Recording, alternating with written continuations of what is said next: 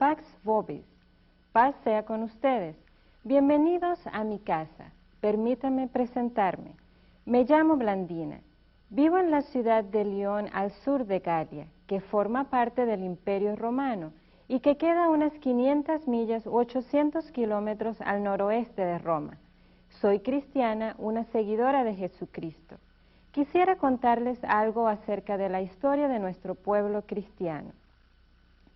Ya han pasado casi 150 años desde que Jesucristo, el fundador de nuestra fe, vivió, murió y resucitó en la tierra de Palestina. Como ustedes a lo mejor saben, después de su muerte y resurrección, envió a sus apóstoles por toda la tierra a predicar el Evangelio. Ellos fundaron iglesias por todo nuestro imperio romano, particularmente en las ciudades. Los apóstoles eran judíos y al principio la mayoría de los cristianos también lo eran. Pero muy pronto llegaron a creer muchos no judíos, particularmente griegos y gente de otras razas que hablan griego y latín. En mi iglesia, por ejemplo, ya no hay gente de origen judío, solo gentiles como yo. Yo me hice cristiana porque vi algo muy especial en los cristianos. Veía que había mucho amor entre ellos y que vivían diferente de las demás personas. Empecé a asistir a sus reuniones y me agradó mucho lo que encontraba allí. Por eso decidí prepararme para bautizarme. Por supuesto, nuestra iglesia no es perfecta y a veces hay desacuerdos y divisiones, pero de todos modos estoy contenta. Aunque encuentro mucha paz, alegría al estar con mis hermanos y hermanas en la fe, también tengo que soportar muchas dificultades por ser cristiana. Casi desde el principio de nuestro movimiento, hemos tenido que soportar muchas persecuciones. Primero, los judíos perseguían a los que seguían nuestro camino, y luego los romanos empezaron a perseguirnos. Si ustedes conocen nuestras escrituras cristianas, las que escribieron los apóstoles, los primeros seguidores de Cristo, sin duda han leído acerca de algunas de estas dificultades. Unos 30 o 35 años después de la muerte y resurrección de Cristo, el emperador Nerón mandó quemar parte de la ciudad de Roma y nos echó la culpa a todos nosotros los cristianos. Dicen que en esa persecución murieron San Pedro y San Pablo en Roma. Por supuesto, estas persecuciones no son continuas, pues por lo general las autoridades nos dejan en paz. Pero la mayor parte de la gente no nos quiere. En realidad, somos una pequeña minoría. De cada 100 personas en el Imperio Romano, apenas unas 2 somos creyentes. Para que ustedes entiendan por qué nos persiguen, quisiera contarles algo de nuestra vida. Entre nuestros hermanos y hermanas en la fe, hubo uno que se llamaba Justino. Ahora le decimos Justino mártir porque murió en la persecución. Antes de su muerte, hace unos 20 años, escribió una descripción de lo que hacemos en nuestras reuniones. Quisiera leerles algo de lo que escribió. Este pasaje lo pueden encontrar escrito en los papiros que tienen en sus manos que les dio su profesor o profesora.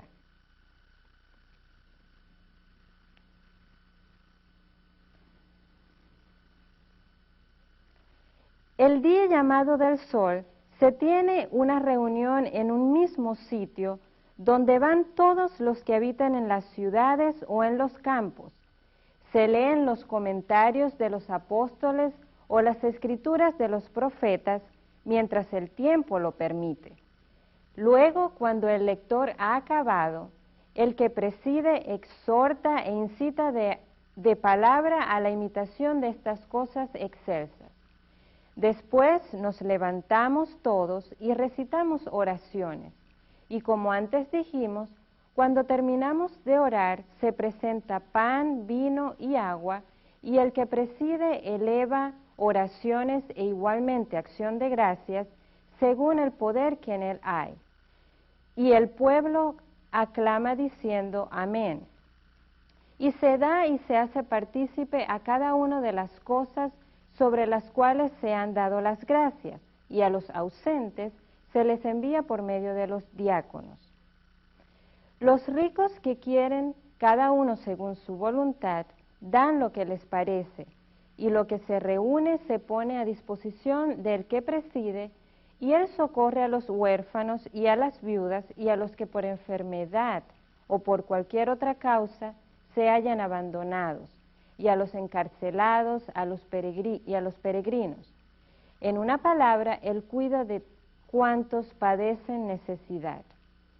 Y nos reunimos todos el día del sol, puesto que es el día primero en el cual Dios, cambiando las tinieblas y la materia, creó el mundo, y Jesucristo, nuestro Salvador, en ese mismo día resucitó de entre los muertos. En otro pasaje, el hermano Justino escribe acerca de la forma en que los que acaban de bautizarse llegan a participar en nuestras reuniones sagradas. Esto también lo pueden leer en sus papiros.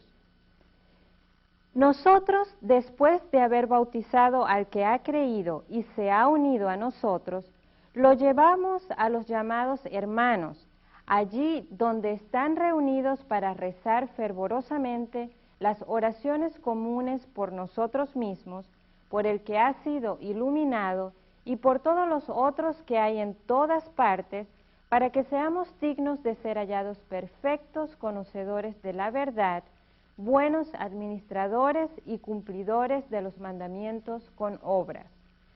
Cuando han terminado las oraciones, nos saludamos unos a otros con el beso santo. Enseguida se presenta el que preside entre los hermanos pan y una copa de agua y de vino mezclado con agua. Cuando lo ha recibido, alaba y glorifica al Padre de todas las cosas por el nombre del Hijo y del Espíritu Santo, y da gracias largamente, porque por Él hemos sido hechos dignos de estas cosas. Habiendo terminado las oraciones y las acciones de gracias, todo el pueblo presente aclama diciendo amén. Amén significa en hebreo así sea. Después de que el que preside ha dado gracias y todo el pueblo ha aclamado, los que entre nosotros se llaman diáconos dan a cada uno de los presentes a participar del pan y del vino y del agua sobre los cuales se han dado las gracias, que también llevan a los asientos. No sé si ustedes saben, pero el primer día de la semana, que nosotros llamamos el domingo y que otros llaman el día del sol, para nosotros es día de trabajo. Tenemos que levantarnos muy de madrugada para asistir a las reuniones antes de ir a trabajar. A veces nos da tiempo para reunirnos en la noche. En algunas partes, los hermanos han tenido que reunirse en lugares secretos como en las catacumbas, o sea, los cementerios subterráneos, para que nadie se dé cuenta de sus reuniones. En otras partes, podemos reunirnos en casas, particularmente de algún hermano adinerado que tiene una gran casa donde todos cabemos. Aunque permitimos que gente nueva que tiene interés en nuestra fe asista a la primera parte de nuestras reuniones, tienen que salir de la reunión antes de empezar la Eucaristía, porque solo los bautizados pueden estar presentes y participar. Fuera de nuestras reuniones nos vemos muy seguido. Visitamos a los enfermos, los encarcelados, a todos los que sufren por cualquier motivo. Cuidamos a los que están en necesidad y si viene algún viajero que no tiene dónde quedarse, le ofrecemos un lugar en nuestra casa. Cuando uno de nuestros hermanos es echado a la cárcel por su fe, le llevamos comida y lo visitamos. Entre nosotros hay toda clase de gente. Hay quienes tienen bastante dinero y son importantes. De hecho, una esposa de uno de los emperadores romanos fue cristiana.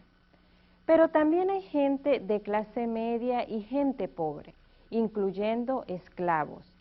Ustedes saben que en nuestro imperio hay muchísimos esclavos que trabajan en los hogares y en las obras públicas, o en las minas y en otras partes. De hecho, casi la mitad de la población está formada por esclavos. Muchos no sabemos leer muy bien, no tenemos muchas copias de las escrituras, pues es muy laborioso copiarlas a mano. En realidad, en la mayoría de las iglesias, solo existe una copia para toda la congregación. También guardamos otros escritos, como el de Justino, que les acabo de leer, y de otros hermanos importantes. En un momento quiero platicarles un poco más, pero primero tomen unos momentos para reflexionar acerca de lo que les acabo de hablar.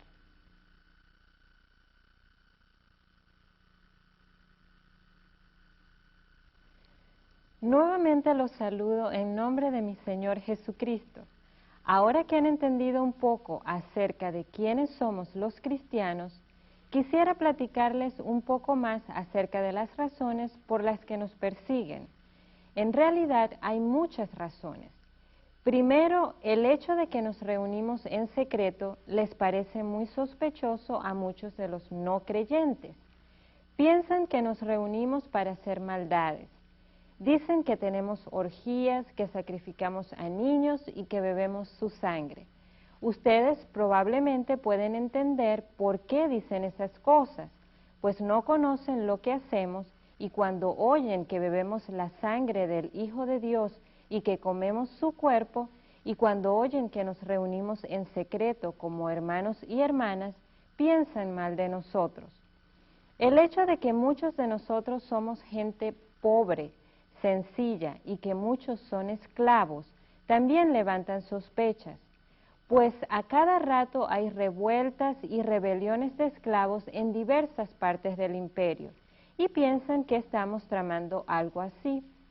A los ricos y poderosos no les gusta que gente de su clase se reúna con gente pobre como ocurre en la iglesia. También nos discriminan porque no tenemos mucha educación formal y no somos muy letrados. El hecho de que adoramos a un Salvador crucificado también les parece escandaloso, pues ustedes sabrán que los romanos solo crucifican a los esclavos y la gente de las clases bajas. Quisiera mostrarles un dibujo hecho por un niño pagano para burlarse de uno de los niños creyentes que se llama Alexámenos. Como pueden ver, hay un niño o joven en la izquierda adorando a un hombre en una cruz con una cabeza de burro. Abajo dice en griego, Alexámenos, adora a su Dios. A mucha gente les parece muy absurdo que nosotros adoremos a un crucificado. También se burlan de otras creencias que tenemos. Por ejemplo, creemos que algún día los muertos resucitarán y esto les parece ridículo. Dicen que ¿cómo va a resucitar un cuerpo muerto? Particularmente si uno ha sido quemado o devorado por un animal feroz. Por estas y otras razones se ríen de nosotros, nos creen tontos y despreciables y dicen las peores cosas de nosotros.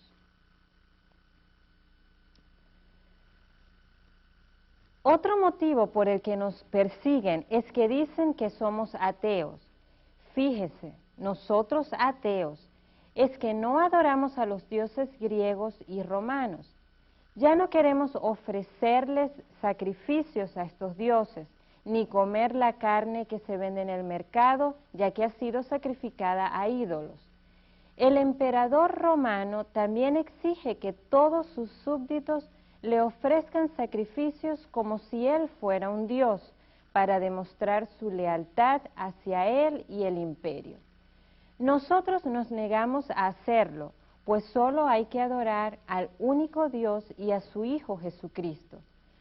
Por eso nos creen desleales y traidores al imperio y dicen que no tenemos un espíritu patriótico. Cuando arrestan a uno de nosotros para descubrir si es cristiano, lo llevan al templo pagano para ofrecerle un sacrificio al emperador, y si se niega a hacerlo, lo echan a la cárcel y a veces hasta lo torturan o lo matan. Frente a todas estas sospechas y acusaciones, se han levantado muchos entre nosotros para defender nuestra fe. Los llamamos apologistas porque ofrecen una apología, o sea, una defensa de nuestras creencias. Uno de ellos es Justino, el cual mencioné anteriormente. El otro se llama Arístides. Quiero leerles algo de lo que escribió hace unos años al emperador para decirle que no somos gente tonta ni mala. Después de insistir que los que realmente creen cosas vanas e insensatas son los paganos y no los cristianos, y después de explicar brevemente quién fue Jesucristo y lo que hicieron sus apóstoles, les dijo lo siguiente.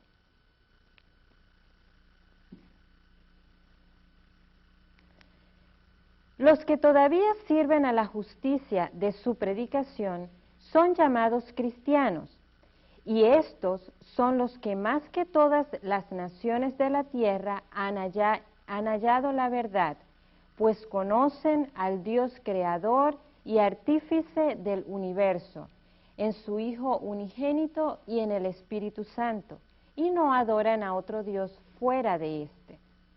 Los mandamientos del mismo Señor Jesucristo los tienen grabados en sus corazones y esos guardan esperando la resurrección de los muertos y la vida del siglo por venir. No adulteran, no fornican, ni levantan falsos testimonios, no codician los bienes ajenos, honran al padre y a la madre, aman a su prójimo y juzgan con justicia. Lo que no quieren que se les haga a ellos, no lo hacen a otros. A los que los agravian, los exhortan y tratan de acercárseles como amigos. Ponen empeño en hacer bien a sus enemigos, son mansos y modestos. Se abstienen de toda unión ilegítima y de toda impureza. No desprecian a la viuda, no contristan al huérfano, y el que tiene le suministra abundantemente al que no tiene. Si ven a un forastero, lo acogen bajo su techo y se alegran con él como un verdadero hermano. Están dispuestos a dar sus vidas por Cristo, pues guardan con firmeza sus mandamientos, viviendo santa y justamente según se lo ordenó el Señor, dándoles gracia en todo momento por toda comida y bebida y por los demás bienes. Este es, pues, verdaderamente el camino de la verdad que conduce a los que por él caminan al reino eterno, prometido por Cristo en la vida venidera.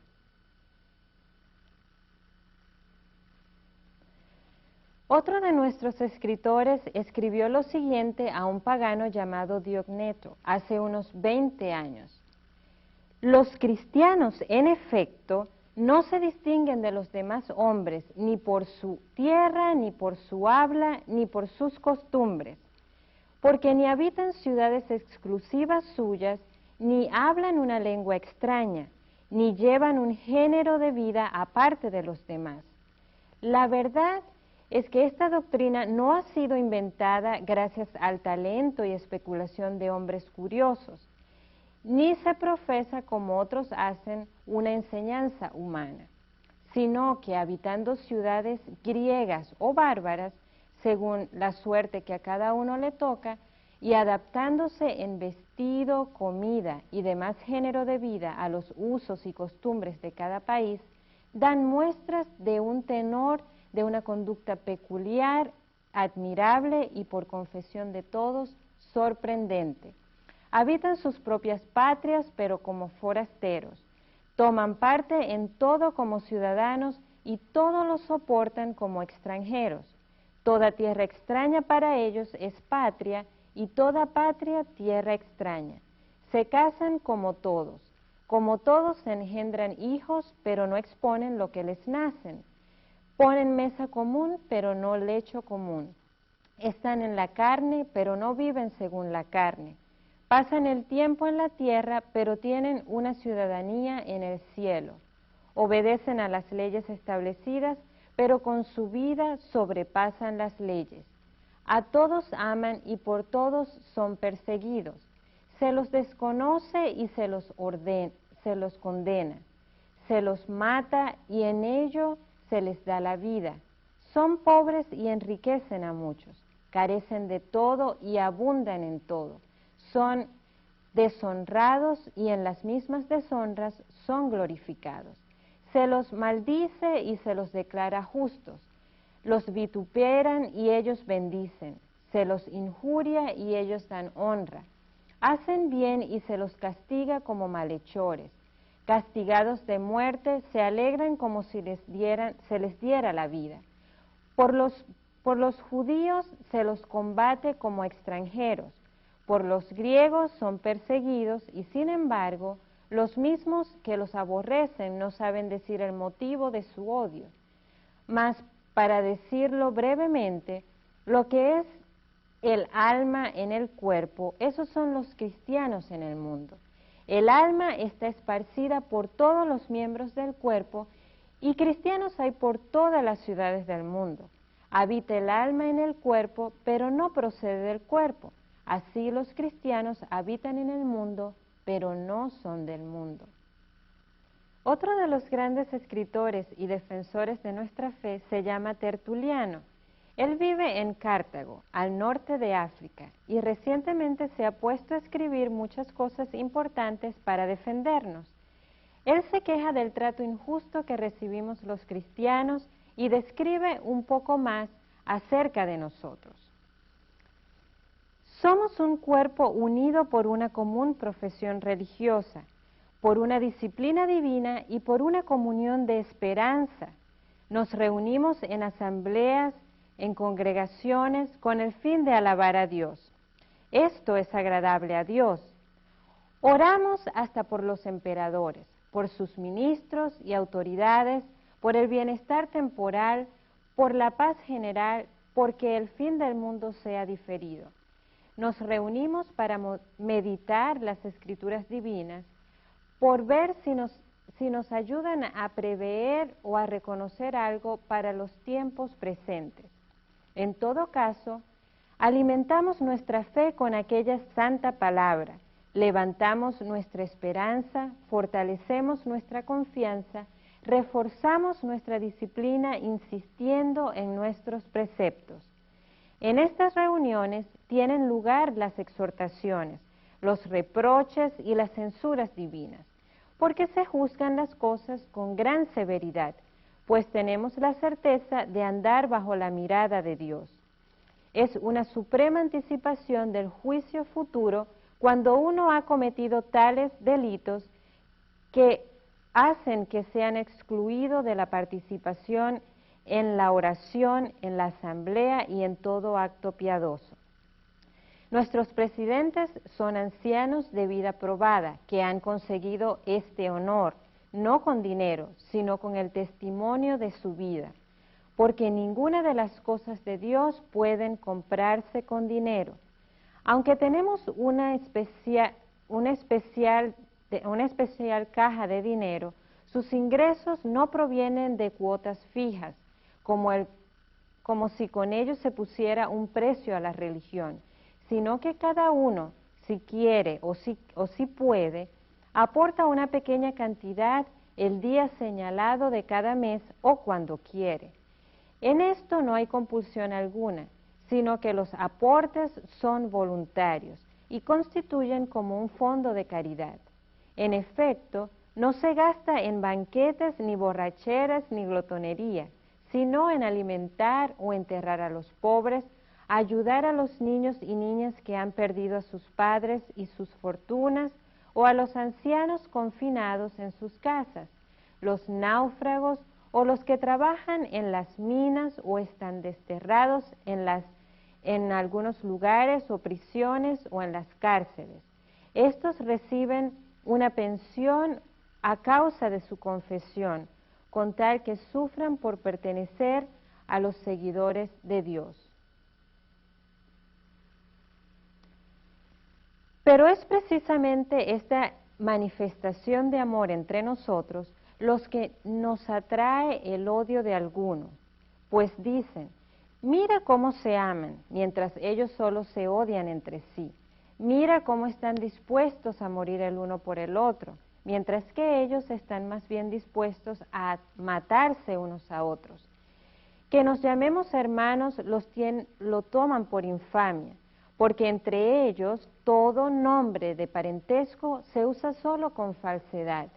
Pero somos hermanos aún para ustedes, en virtud de nuestra única madre, la naturaleza, aunque ustedes no son verdaderos hombres mientras sean malos hermanos.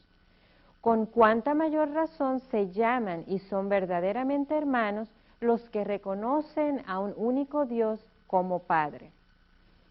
Los que estamos unidos anteriormente en espíritu y en el alma no dudamos en entregar nuestras propiedades. Lo tenemos todo en común, menos nuestras esposas. Hasta ese punto disolvemos nuestra comunidad y esto es precisamente el único punto en el que los demás seres humanos practican la comunidad.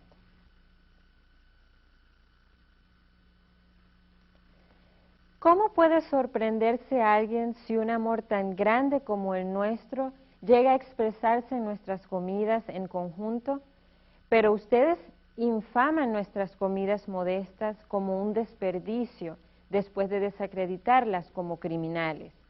Se investigan solamente los banquetes cristianos.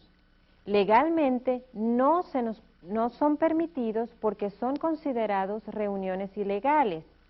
Según la ley, tales banquetes deben ser condenados tan pronto como alguien se queja en base a los párrafos de la ley en contra de sociedades secretas. Pero en algún momento nos hemos reunido para lastimar a alguien. En nuestras reuniones somos los mismos que cuando estamos dispersos. Juntos somos los mismos que solos.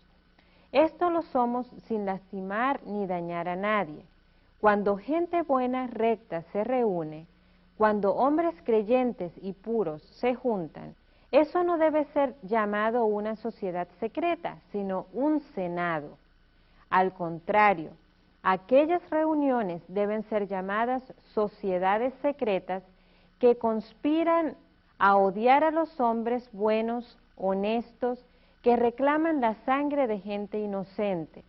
Para justificar el odio usan como pretexto su convicción loca y sin fundamento que los cristianos son la causa principal de cada desastre público y cada calamidad del pueblo. Si el río Tíber sube por encima de los muros de la ciudad, o al revés, si el río Nilo no inunda los campos como debe ser, o si el clima no es favorable, o si hay algún terremoto o una plaga, inmediatamente se oye el grito: los cristianos a los leones. Como ustedes ven, no es fácil ser cristiano o cristiana. Hay muchas cosas hermosas, pero también muchas dificultades que soportar.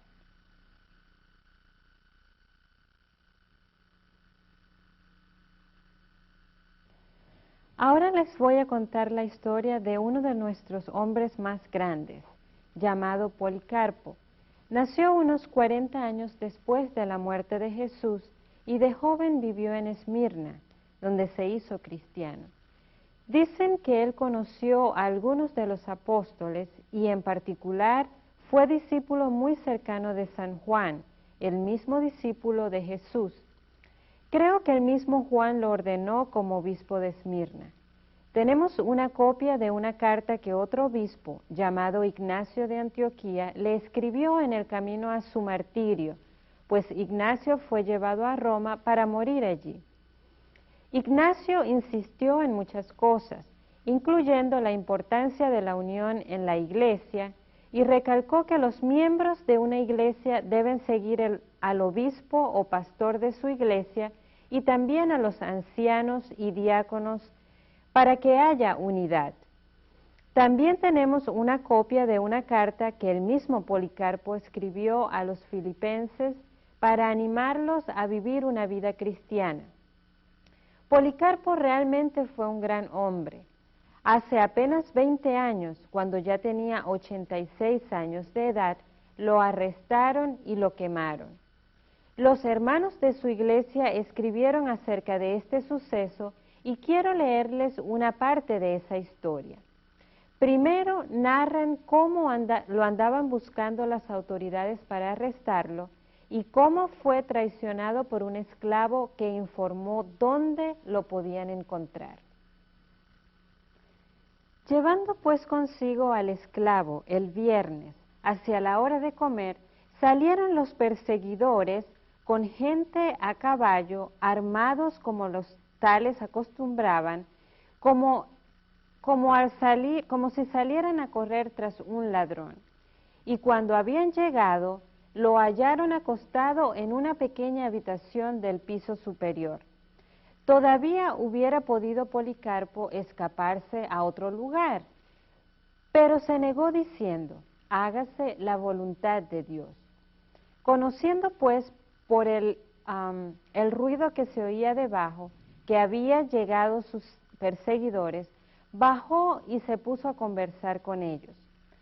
Estos se maravillaron al verlo por su avanzada edad y su serenidad, y no se explicaban todo el afán y los esfuerzos por prender a un viejo como aquel.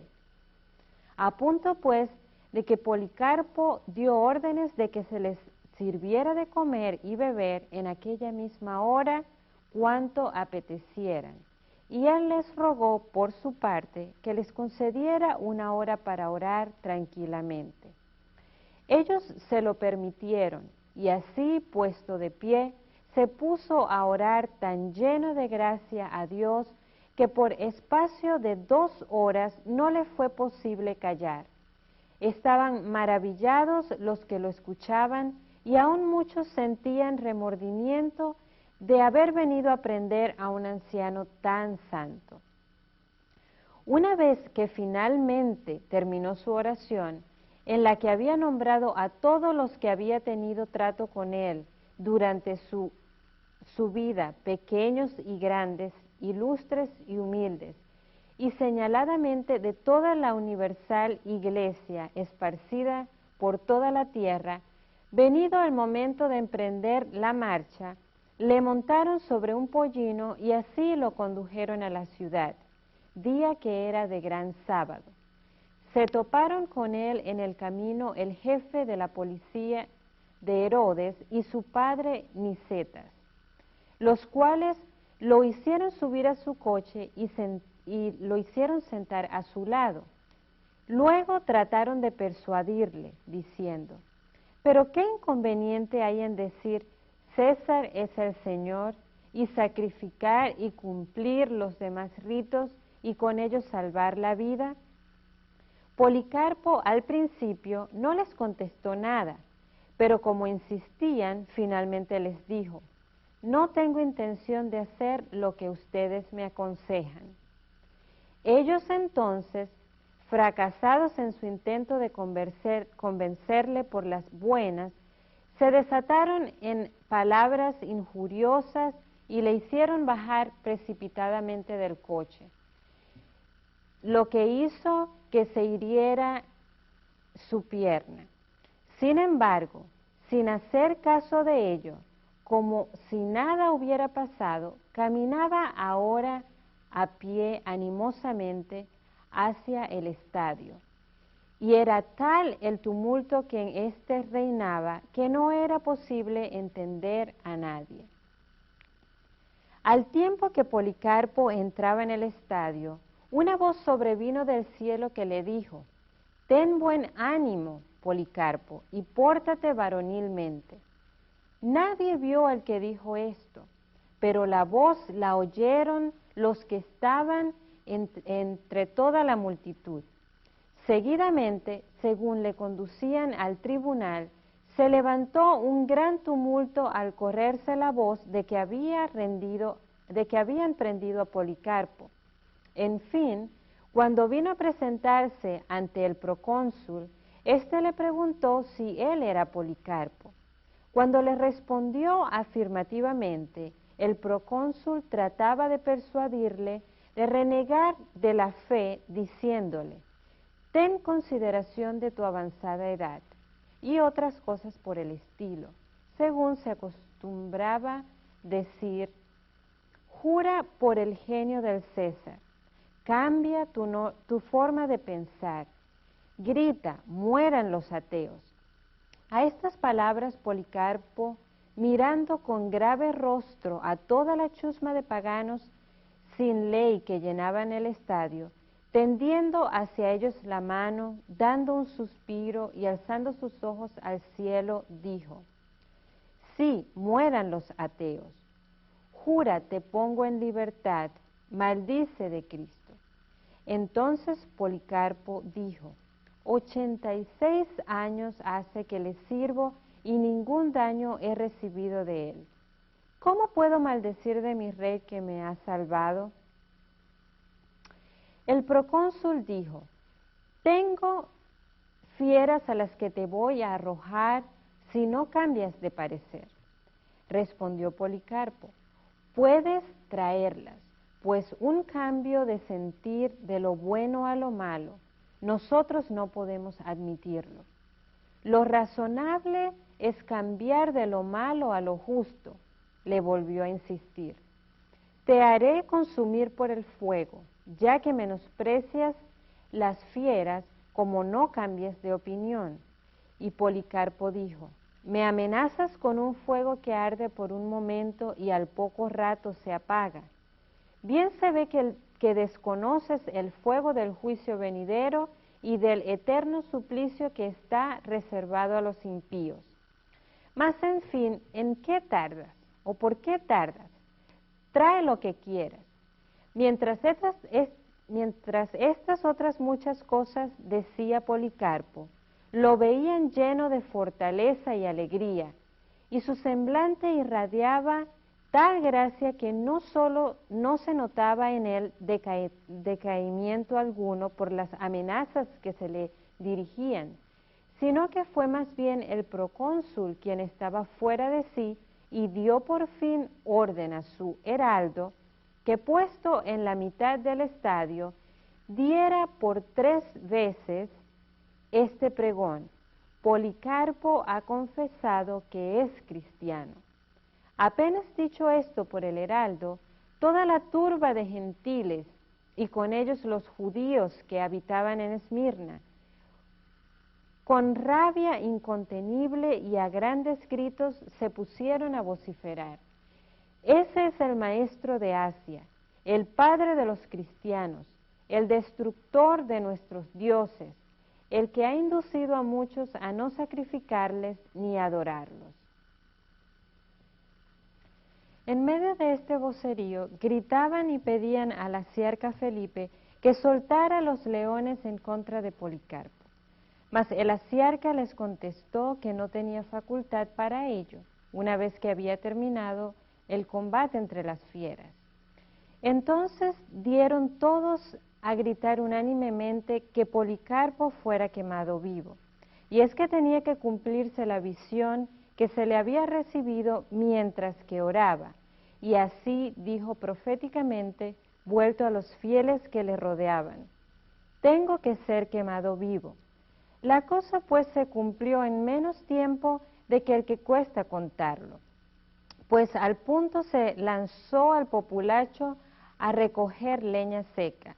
Una vez preparada la pira, habiéndose Policarpo quitado todos sus vestidos, desceñido el cinturón, trataba también de descalzarse. Enseguida pues fueron colocados en torno a él todos los instrumentos preparados para la pira. Así como se le acercaron también con intención de clavarlo en un poste, dijo: déjenme tal como estoy, pues el que me da fuerza para soportar el fuego me lo dará también sin necesidad de asegurarme con sus clavos para permanecer inmóvil en la hoguera. Así pues, no le clavaron, sino que se contentaron con atarle. Él entonces, con las manos atrás y atado como un carnero ilustre, escogido de entre un gran rebaño preparado para holocausto, aceptó a Dios y dijo levantando sus ojos al cielo: Señor Dios omnipotente, Padre de tu amado y bendito siervo Jesucristo, por quien hemos recibido el conocimiento de ti, Dios de los ángeles y de las potestades, de toda la creación y de todos los justos que viven en presencia tuya. Te bendigo porque me tuviste por digno de esta hora, a fin de tomar parte, contando entre tus mártires, en el cáliz de Cristo, para resurrección a una eterna vida en alma y cuerpo, en la incorrupción del Espíritu Santo. Sea con él lo recibido hoy en tu presencia, en sacrificio aceptable, conforme de antemano me lo preparaste y me lo revelaste, y ahora lo has cumplido, tú, el infalible y verdadero Dios. Por lo tanto, te alabo por todas las cosas, te bendigo y te glorifico, por medio del eterno y celeste sumo sacerdote Jesucristo, tu siervo amado, por el cual sea gloria a ti con el Espíritu Santo, ahora y en los siglos por venir. Amén. Apenas hubo enviado al cielo su amén y concluido su súplica, los ministros de la pira prendieron fuego a la leña. Y en aquel punto, levantándose una gran llamarada, vimos un prodigio.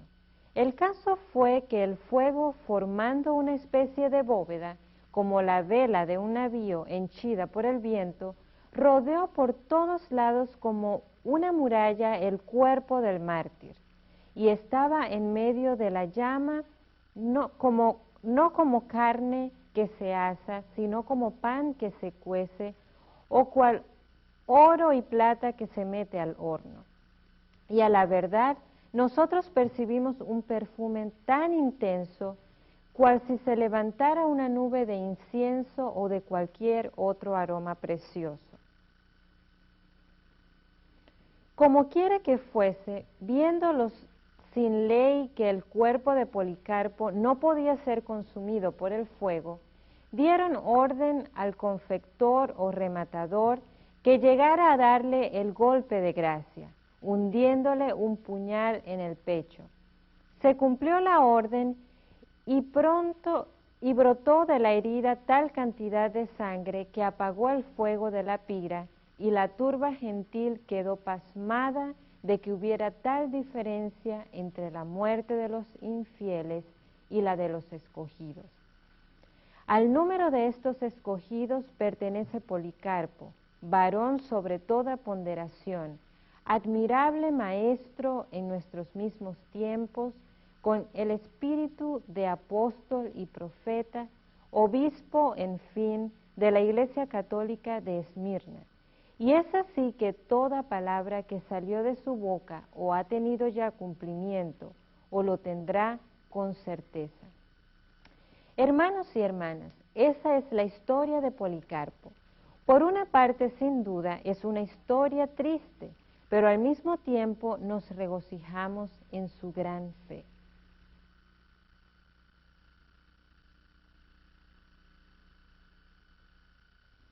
Qué bueno que ustedes pudieron conocer a Blandina. Tal vez se pregunten, ¿qué pasó con ella? El historiador del IV siglo, Eusebio, de Cesarea, nos dice algo de la historia de Blandina. Dice que en el año 177 en León se desató una gran persecución y muchos de los creyentes fueron encarcelados, torturados y finalmente sacrificados. Él nos dice que Blandina era una mujer pequeña y frágil, pero todo lo soportó. Eusebio citó lo siguiente de lo que los mismos hermanos que sobrevivieron la persecución escribieron. Estoy citando ahora. Toda la furia del populacho y del gobernador y de los soldados se encendió en contra de Santos. Un diácono de Viena y Maduro, un converso reciente, y Blandina, por medio de quien Cristo demostró que lo que a los hombres les parece insignificante, obscuro y despreciable, es de gran gloria para Dios. Porque mientras todos los presentes temblábamos y temíamos, porque la causa de la debilidad de su cuerpo, ella sería incapaz de confesar con audacia su fe. Blandina fue llenada de tan gran poder, de modo que fue entregada y levantada por encima de los que tomaban turnos para torturarla desde la mañana hasta la noche de todas las maneras posibles.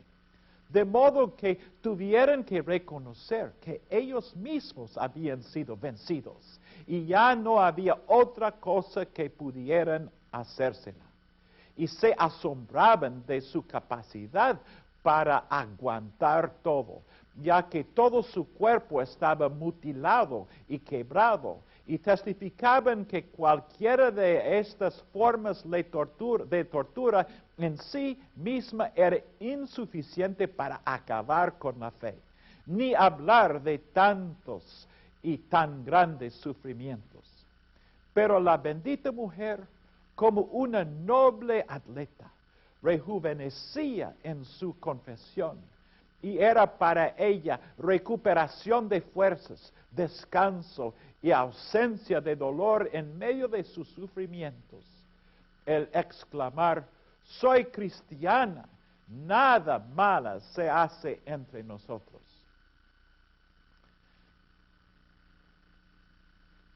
Después de describir cómo muchos otros sufrían muchas torturas parecidas, nuestro autor continúa. Entonces Maturo y Santos y Blandina y Átalo fueron llevados al anfiteatro para ser expuestos a las fieras y para dar al público pagano un espectáculo de crueldad. Blandina fue colgada de un madero y expuesta a ser devorada por las fieras que la atacarían.